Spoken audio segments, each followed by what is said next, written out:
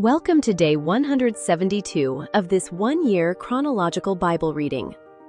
Today's passage is from 1 Kings 10 to 11 and 2 Chronicles 9. 1 Kings chapter 10. When the Queen of Sheba heard of the fame of Solomon concerning the Lord's name, she came to test him with hard questions. She came to Jerusalem with a very great caravan, with camels that bore spices, very much gold, and precious stones. And when she had come to Solomon, she talked with him about all that was in her heart. Solomon answered all her questions. There wasn't anything hidden from the king which he didn't tell her. When the Queen of Sheba had seen all the wisdom of Solomon, the house that he had built, the food of his table, the sitting of his servants, the attendance of his officials, their clothing, his cupbearers, and his ascent by which he went up to the Lord's house, there was no more spirit in her. She said to the king, "It was a true report that I heard in my own land of your acts and of your wisdom.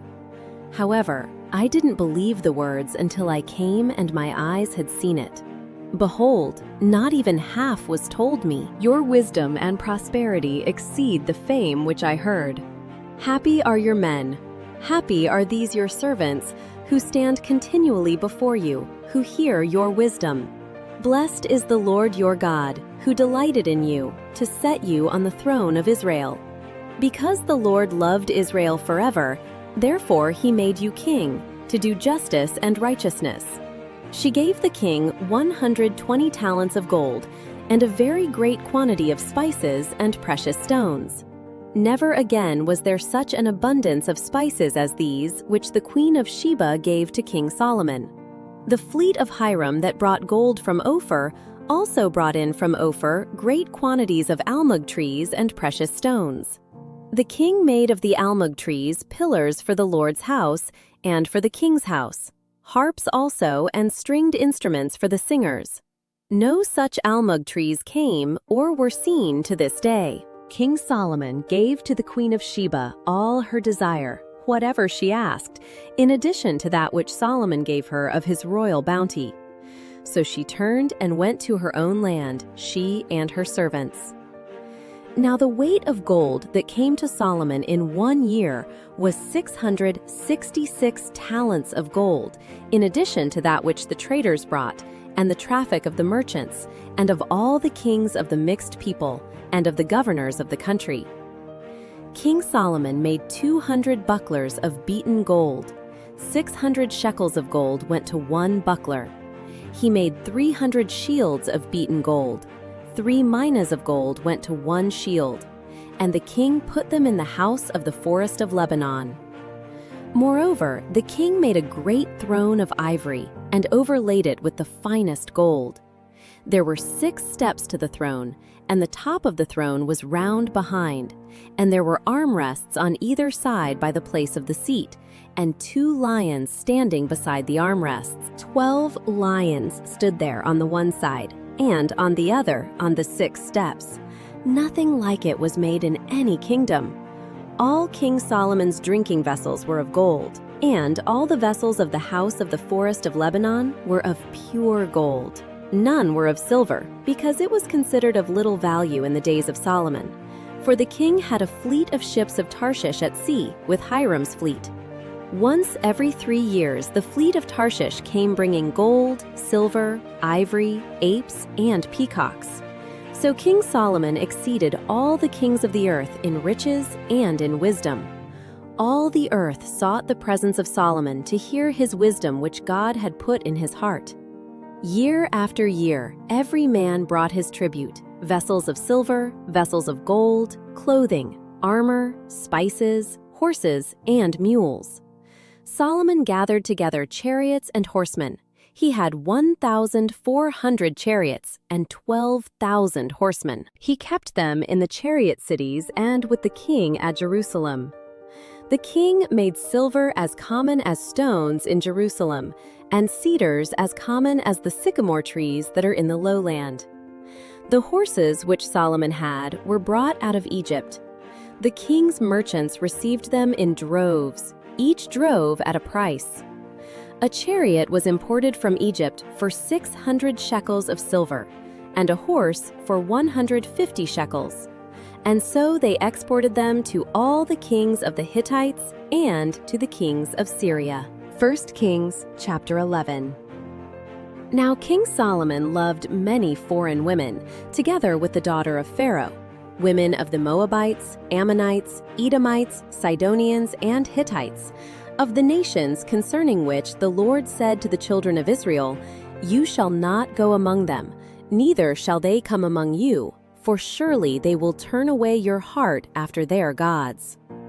Solomon joined to these in love.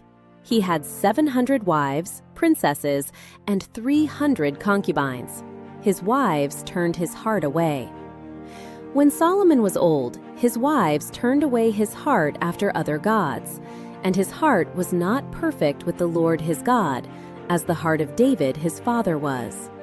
For Solomon went after Ashtoreth, the goddess of the Sidonians, and after Milcom, the abomination of the Ammonites.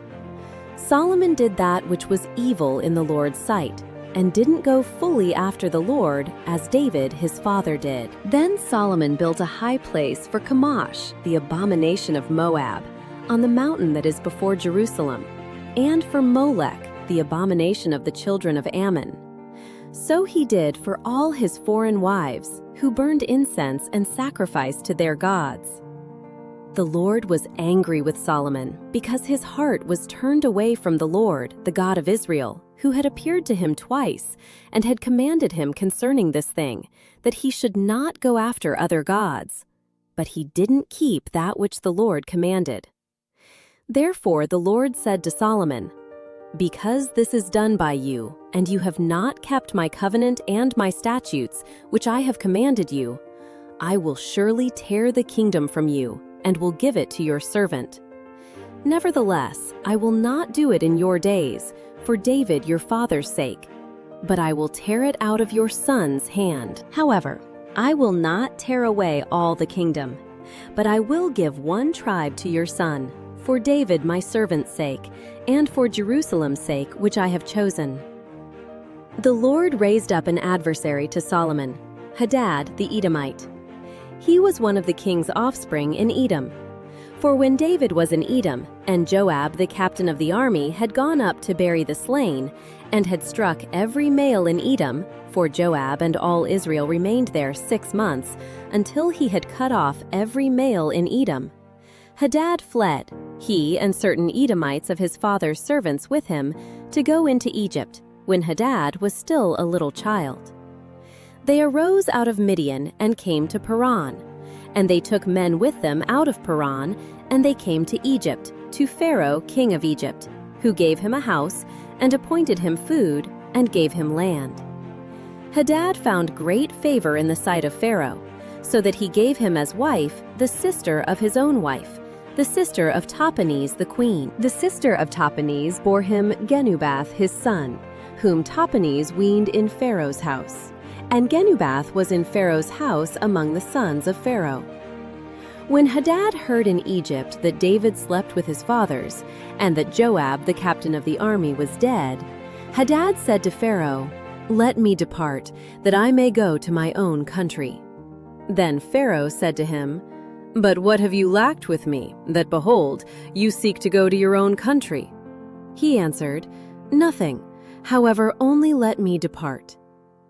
God raised up an adversary to him, Rezon, the son of Eliada, who had fled from his lord Hadadezer, king of Zobah. He gathered men to himself and became captain over a troop when David killed them of Zobah. They went to Damascus and lived there, and reigned in Damascus. He was an adversary to Israel all the days of Solomon, in addition to the mischief of Hadad. He abhorred Israel and reigned over Syria. Jeroboam, the son of Nebat, an Ephraimite of Zeradah, a servant of Solomon, whose mother's name was Zeruiah, a widow, also lifted up his hand against the king. This was the reason why he lifted up his hand against the king. Solomon built Millo and repaired the breach of his father David's city. The man Jeroboam was a mighty man of valor, and Solomon saw the young man that he was industrious. and he put him in charge of all the labor of the house of Joseph. At that time, when Jeroboam went out of Jerusalem, the prophet Ahijah the Shilonite found him on the way. Now Ahijah had clad himself with a new garment, and the two of them were alone in the field. Ahijah took the new garment that was on him and tore it in 12 pieces. He said to Jeroboam, "Take 10 pieces, for the Lord, the God of Israel, says, Behold, I will tear the kingdom out of the hand of Solomon, and will give 10 tribes to you. But he shall have 1 tribe, for my servant David's sake, and for Jerusalem's sake, the city which I have chosen out of all the tribes of Israel, because they have forsaken me, and have worshipped Ashtoreth, the goddess of the Sidonians, Chemosh, the god of Moab, and Milcom, the god of the children of Ammon. They have not walked in my ways, to do that which is right in my eyes, and to keep my statutes and my ordinances, as David his father did. However, I will not take the whole kingdom out of his hand, but I will make him prince all the days of his life, for David my servant's sake, whom I chose, who kept my commandments and my statutes. But I will take the kingdom out of his son's hand, and will give it to you, even 10 tribes. I will give 1 tribe to his son, that David my servant may have a lamp always before me in Jerusalem, the city which I have chosen for myself to put my name there. I will take you, and you shall reign according to all that your soul desires, and shall be king over Israel. It shall be, if you will listen to all that I command you, and will walk in my ways, and do that which is right in my eyes, to keep my statutes and my commandments, as David my servant did, that I will be with you, and will build you a sure house, as I built for David, and will give Israel to you. I will afflict the offspring of David for this, but not forever." Therefore Solomon sought to kill Jeroboam, but Jeroboam arose and fled into Egypt, to Shishak, king of Egypt, and was in Egypt until the death of Solomon. Now the rest of the acts of Solomon, and all that he did, and his wisdom, aren't they written in the book of the Acts of Solomon? The time that Solomon reigned in Jerusalem over all Israel was 40 years. Solomon slept with his fathers, and was buried in his father David's city. And Rehoboam his son reigned in his place. 2 Chronicles, chapter 9. When the Queen of Sheba heard of the fame of Solomon, she came to test Solomon with hard questions at Jerusalem, with a very great caravan, including camels that bore spices, gold in abundance, and precious stones. When she had come to Solomon, she talked with him about all that was in her heart. Solomon answered all her questions. There wasn't anything hidden from Solomon which he didn't tell her. When the Queen of Sheba had seen the wisdom of Solomon, the house that he had built, the food of his table, the seating of his servants, the attendance of his ministers, their clothing, his cupbearers and their clothing, and his ascent by which he went up to the Lord's house, there was no more spirit in her. She said to the king, "It was a true report that I heard in my own land of your acts and of your wisdom. However, I didn't believe their words until I came, and my eyes had seen it.